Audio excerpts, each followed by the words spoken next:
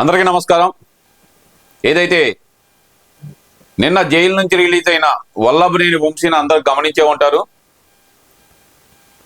అతను విడుదలైంది ఆరోగ్య కారణాలతో రీత్యా మాత్రమే, కేసులో మెరిట్స్ లేవని కాదు. ఇది వాస్తవం, అందరూ గమనించాలి. ముందర అనారోగ్య కారణాల రీత్యా మాత్రమే అతనికి బెయిల్ మంజూరు చేసింది కోర్టు. అంతే తప్పితే అతను ఏదో నిర్దోషనో, లేదంటే ఈ వైసీపీ నాయకులు చెప్తున్నట్టు కేసులో మెరిట్స్ లేవనో, మన పేరు నాని చెబుతున్నట్టు కక్ష సాధింపనో కోర్టు భావించి విడుదల చేయలా. విడుదల చేసిన దేంట్లో అనారోగ్య కారణాలు ప్లస్ కొంచెం అతనికి ఇబ్బందుల దృష్ట్యా కోర్టు అయితే బెయిల్ మంజూరు చేసింది. అది కండిషనల్ బెయిల్ మాత్రమే.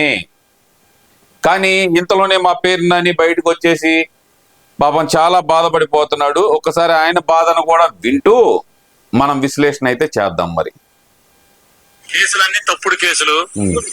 5 ఏళ్ల క్రితం, 10 ఏళ్ల క్రితం, 14 ఏళ్ల క్రితం ఏదో సంఘటన జరిగిందని ఎవడో ఇవాళ కేసు పెడతాడంట. ఏం తప్పుడు కేసులు? ఏం తప్పుడు కేసులు? సత్యవర్ధన్ కిడ్నాప్ తప్పుడు కేసా? పబ్లిక్ గా దొరికాడు కదా, ఫస్ట్ దొరికింది దాంట్లోనే కదా. ఎవరైతే తన మీద కేసు పెట్టారో ఆ వ్యక్తిని కిడ్నాప్ చేసి బెదిరించి ఆ వ్యక్తి చేతే కేసును విత్డ్రా చేయించుకుంటున్నాను నేను అని చెప్పి కోర్టులో చెప్పేయటం తప్పుడు కేసా? తప్పుడు కేసా? అది పూర్తి ఆధారాలతో సహా దొరికిపోయాడు కదా, అందులో తప్పుడు కేసు ఎక్కడ ఉంది? ఏదైతే పేదలకు పంచిన పట్టాలు, పేదలకు పంచిన ఇళ్ల పట్టాలు దొంగవి, అదేమన్నా తప్పుడు కేసా?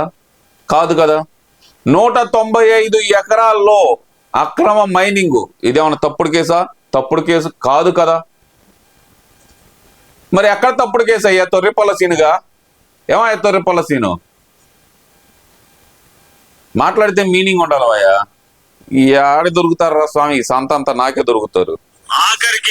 ఆఖరికి ఈ రోజు కూడా సుప్రీం కోర్టులో ఏ రకంగా ప్రయత్నం చేశారో మీరందరూ చూశారు. అంటే అణచివేత ద్వారా, తప్పుడు కేసులు పెట్టడం ద్వారా న్యాయశాస్త్రంలో లేకపోతే న్యాయశాస్త్ర ప్రొసీజర్స్ అంటే లీగల్ ప్రొసీజర్స్ లో ఏమేమి లొసుగులు ఉన్నాయో, ఎలా దాటవేయచ్చో, ఎలా అవతల వాడిని ఏడిపించచ్చో, ఇట్లాంటివన్నీ కూడా చేస్తూ మరి అణిచివేత ధోరణి అంటే తెలుసా పేరు నాని నీకు? అణిచివేత ధోరణి అంటే తెలుసా నీకు? తప్పుడు కేసులు అంటే తెలుసా నీకు? అసలు ఎఫ్ఐఆర్ ఫైల్ చేయకుండా కంప్లైంట్ ఇచ్చింది ఎవడు? గౌతమ్ రెడ్డి అనే వ్యక్తి ఒక చిన్న కంప్లైంట్ ఇవ్వగానే అసలు ఎఫ్ఐఆర్ ఫైల్ చేయకుండా, దాన్ని విచారించకుండా అప్పటికప్పుడు అర్ధరాత్రి పూట వెళ్ళిపోయి నంద్యాలలో మీటింగ్ లో ఉన్న చంద్రబాబు నాయుడు గారు బస్సు చేస్తుంటే ఆయన బస్సు చుట్టూతా చేరి బస్సును టోరింగ్ చేసుకొని తీసుకెళ్తాము అని చెప్పి బెదిరించారు. చూడండి, అది అక్రమ కేసు అంటే.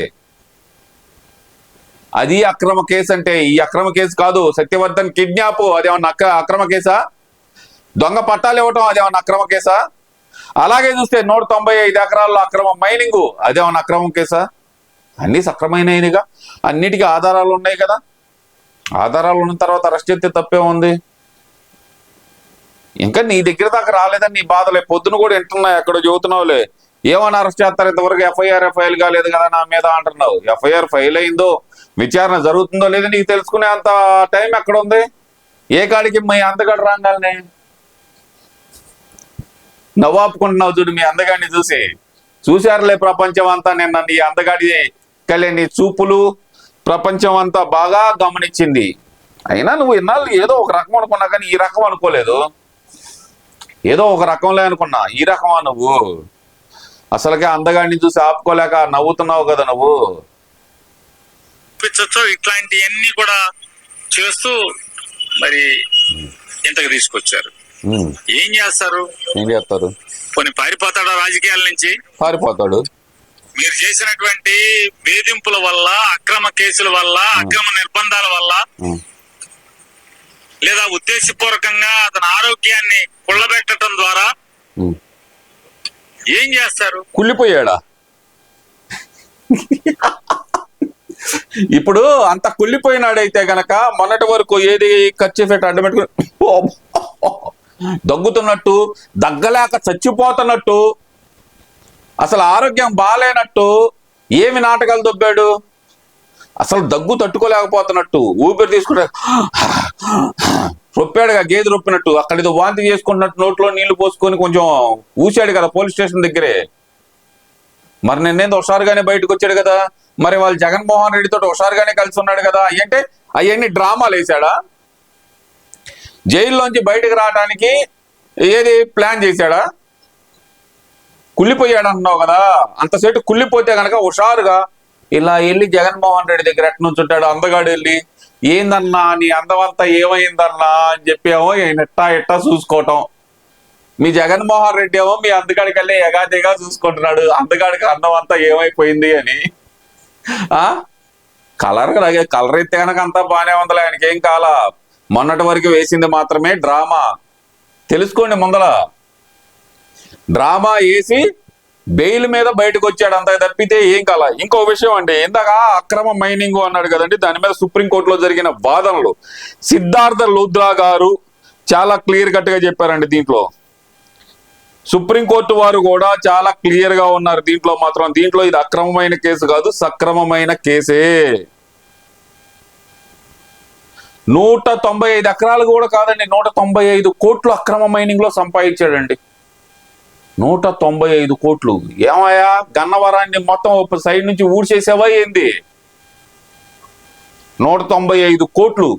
అక్కడ సుప్రీంకోర్టు ఏం చెప్పింది, ఇప్పటికే అనేకమైన కేసుల్లో అరెస్ట్ అయ్యి ఉన్నాడు కదా, ఏమైంది ఇప్పుడు ఇతనికి బెయిల్ రాకుండా చేయాల్సిన అవసరం ఏముందంటే, ఇప్పటికే అరెస్ట్ అయిన విషయం సుప్రీంకోర్టు పరిధిలో కూడా ఉంది. ఆల్రెడీ రాష్ట్ర ప్రభుత్వమే పలానా కేసులు అరెస్ట్ అయ్యి లోపల ఉన్నారు, అతనికి బెయిల్ వచ్చే అవకాశం ఉంది, బెయిల్ రావడానికి వీల్లేదు అని చెప్పి జూన్ 12వ తారీఖునే సుప్రీంకోర్టులో పిటిషన్ వేసింది.